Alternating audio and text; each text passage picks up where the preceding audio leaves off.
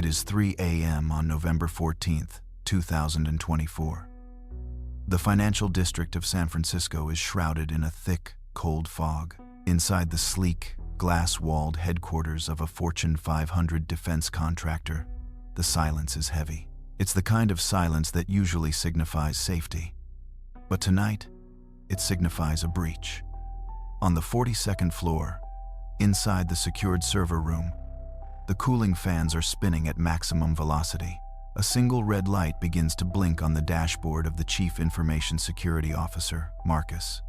He rubs his tired eyes, thinking it's a false positive.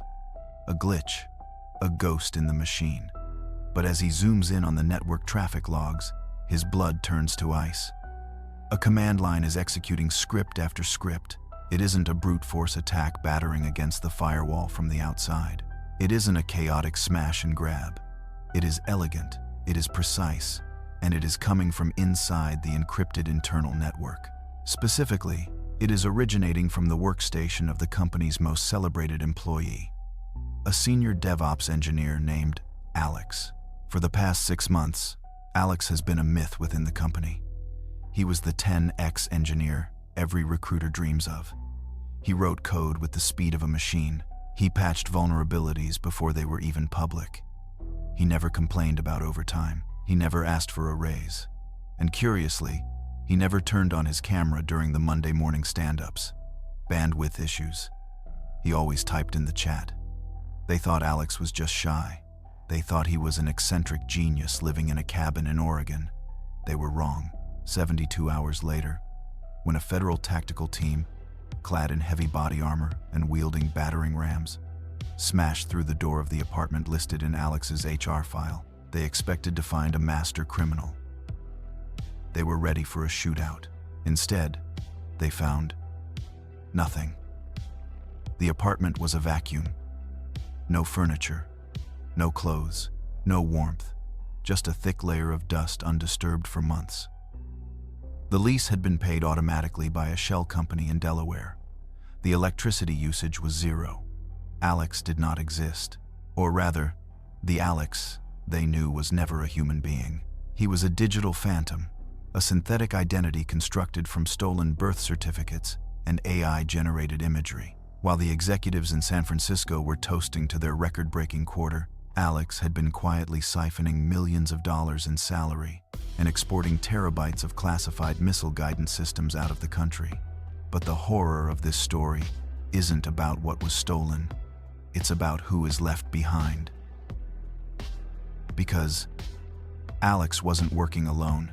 As investigators peeled back the layers of the network, they found the terrifying truth. Alex was just one node in a vast, invisible organism. How many other Alexes are sitting in our Slack channels right now? How many phantom colleagues are reviewing our code, attending our meetings, and reading our emails at this very second? The answer is in the thousands, and they are already inside. To understand the anatomy of this ghost, we cannot stay in Silicon Valley. We must travel thousands of miles away, across the Pacific, to a place that exists in the shadow of the world's most secretive regime. We need to go to the industrial outskirts of Dandong, China, or perhaps a nondescript brutalist apartment block in Vladivostok, Russia. Inside these buildings, the air is thick with the smell of stale cigarette smoke and instant noodles. The windows are blacked out. The doors are locked from the outside. This is not a hacker collective. This is a military unit. These are the IT cells of the North Korean cyber army. The men sitting here, and they are almost exclusively Minare, not criminals in the traditional sense. They are the intellectual elite of their nation. Chosen at the age of 12 for their mathematical prowess, they were separated from their families and sent to command schools like Kim Il-sung University or the University of Automation. For a decade, they did not study literature or history. They studied C++. They studied Python. They memorized the architecture of Windows and Linux kernels until they could recite them in their sleep. They learned English, not to read Shakespeare, but to pass as a native Californian or a Londoner. Their lives are a paradox. They generate millions of dollars a year for the regime, yet they live in squalor. They work shifts that would kill an ordinary person 1/6, sometimes 18 hours a day. They sleep in bunk beds, stacked 3 high in the same room where they code. They are watched by minders, political officers, whose sole job is to ensure loyalty. If a soldier tries to defect, or if he keeps a single dollar for himself, his family back home will pay the price. So, they work, and their work is terrifyingly efficient. The infiltration begins with the identity farm. In the past, spies had to forge physical passports. Today, they just need to buy a fulls package on the dark web, a bundle containing a real American social security number, date of birth, and address. Usually, these belong to people who are long-term unemployed, incarcerated, or recently deceased. Then comes the mask. Using advanced generative adversarial networks, GANs, they create a face. It's a perfect face. It has pores, imperfections, asymmetric features. It passes every reverse image search because it has never existed before.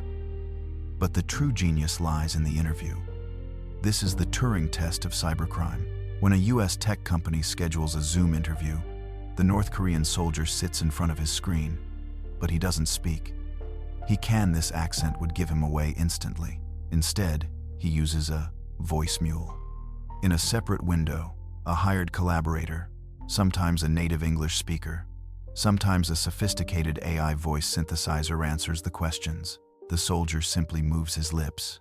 Real-time deepfake software maps the audio to his mouth movements. "I specialize in scalable cloud architecture," the voice says in perfect American English. The recruiter nods, impressed. The soldier answers coding challenges that would stump a senior engineer at Google. He is overqualified. He is polite. He asks for a salary slightly below the market rate to ensure he gets the offer. The recruiter thinks, "I've found a unicorn." They send the offer letter. The soldier signs it with a digital signature. And just like that, the enemy has walked through the front door, rolled out the red carpet, and been handed the keys to the castle. For 6 months, the illusion held.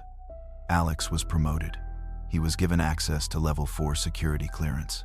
He was a phantom haunting the machine, invisible and efficient.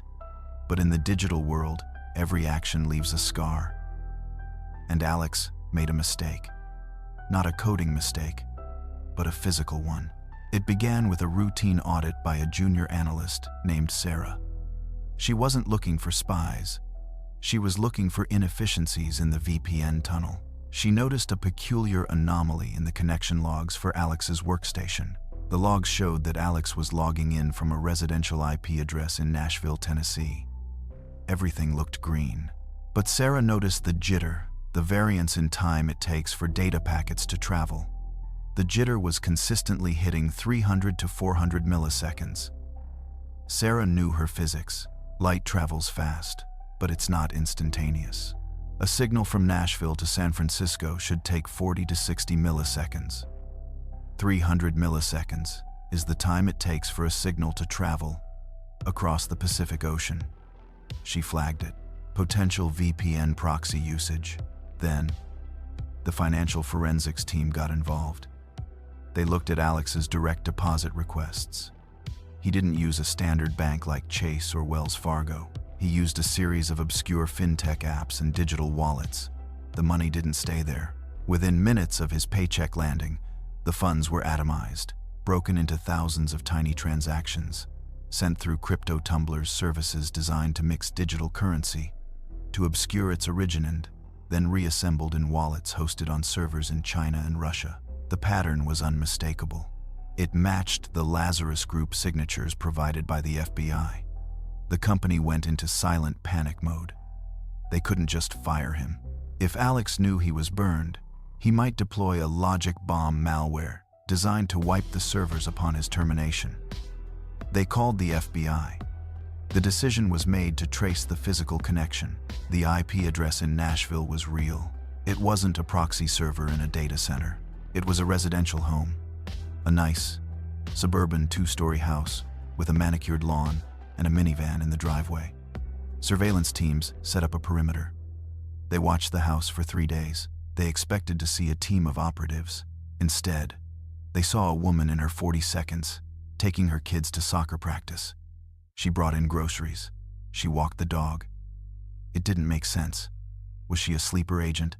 A deep cover spy? On the fourth morning, the raid order was given. The SWAT team breached the front door, weapons drawn, screaming for everyone to get on the ground. They swept the house, room by room. Kitchen, clear.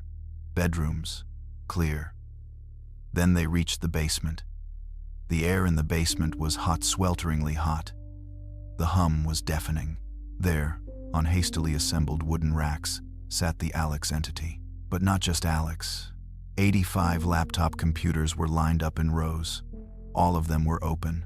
All of them were turned on. Some had Property of Fortune 500 Company A stickers. Others had government agency tags. Cables ran everywhere, connecting these machines to KVM switches, keyboard, video, mouse, that allowed remote access. This was a laptop farm, and standing in the middle of it, trembling in her pajamas, holding a laundry basket, was the woman. She wasn't a mastermind. She was a facilitator. She had answered an ad on Facebook. Host IT equipment in your home. Easy passive income. $500 per month per laptop. She thought she was helping an IT support company manage their remote workforce. In reality, she was the physical anchor for an army of North Korean spies. She was the unwitting gatekeeper to American national security. The trial that followed was a spectacle of frustration. The Department of Justice threw the book at the facilitator. The indictment charged her with conspiracy to commit wire fraud, aiding and abetting computer intrusion, and money laundering. In the courtroom, her defense attorney painted her as a victim. She is a single mother, he argued. She is not tech-savvy. She was manipulated by sophisticated state actors. She is a casualty of war, not a combatant. But the prosecutors were merciless. They produced emails where she had been instructed to restart specific laptops at 3 a.m. They showed evidence that she had lied to company IT departments when they called to troubleshoot, claiming she was the employee's wife. Willful blindness is not a defense, the prosecutor thundered. She turned her basement into a forward operating base for a hostile foreign power. She prioritized her passive income over the security of her country. The jury deliberated for less than 4 hours. Guilty on all counts. The judge sentenced her to 48 months in federal prison. As the gavel banged, she collapsed into tears, her life effectively over. But in the back of the courtroom, the FBI agents who led the raid didn't celebrate. They looked grim. They knew the truth. The woman in handcuffs was just a tool, a disposable asset. The real perpetrator, the entity known as Alex, was never charged. He was never even identified. At the exact moment the verdict was read in Tennessee, Alex was likely sitting in his chair in Dandong, eating a bowl of rice. He had already abandoned the Alex identity months ago. He was now Michael. He had a new laptop, hosted in a new basement, perhaps in Texas, or Florida, or London. He was working for a new company, maybe a bank this time, or a hospital. The stolen data blueprints for next-generation drones was already being reverse-engineered in Pyongyang. The millions of dollars in salary were already converted into rocket fuel and microchips for ICBMs. The American justice system had successfully prosecuted a soccer mom, while the digital army marched on, untouched, unbothered, and unstoppable. The phantom worker scandal changed everything. In the months following the exposure, a wave of paranoia swept through the tech industry. The era of trust-first remote work died a painful death. Companies began implementing draconian measures. Biometric scans are now required every hour. Engineers must keep their cameras on at all times. Some companies have even mandated that all corporate laptops must contain GPS trackers that alert security if the device moves more than 100 feet. The innocent remote workers, the real Alexes, Davids, and Sarahs, who just want to work from home, are now treated like suspects. Every glitch is investigated. Every lag is scrutinized. The freedom that Silicon Valley promised has been replaced by a digital panopticon. But the most haunting realization is philosophical. We spent decades worrying about artificial intelligence becoming sentient and replacing us. We wrote movies about robots taking over the world. We were looking in the wrong direction. The threat wasn't that machines would become like humans. The threat was that humans would become like machines. These North Korean phantom workers are the ultimate cyborgs. They have no identity, no ego, no face. They are simply code made flesh. They don't need sleep. They don't need breaks. They don't have morals. Back in that empty office in San Francisco, the desk where Alex was supposed to sit remains empty.